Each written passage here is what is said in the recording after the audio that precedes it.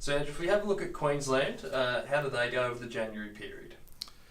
Well, Queensland, like many of the other states, experienced a very warm January, particularly out in the western parts of the state where it's been very dry. Of course, they appear to have missed out on a lot of rainfall out there as well.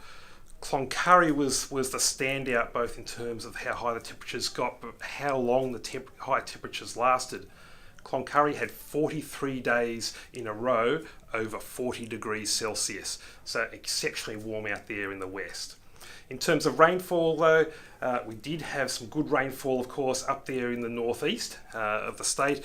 Unfortunately, we've been seeing some moderate to major flooding up in those areas as well. But in contrast, down in the southeast, it's been exceptionally dry. And speaking of the southeast, Brisbane, how did they go over the January period? Well, January has seen Brisbane be quite warm, one of its warmest on record, but really it's the rainfall. Brisbane received less than 20% of its normal January rainfall. And what about the outlook for the coming 3 months for Queensland? Well, the outlook for Queensland is suggesting the warm temperatures, particularly inland, will remain. There's a high chance, above 80%, of warmer than average days.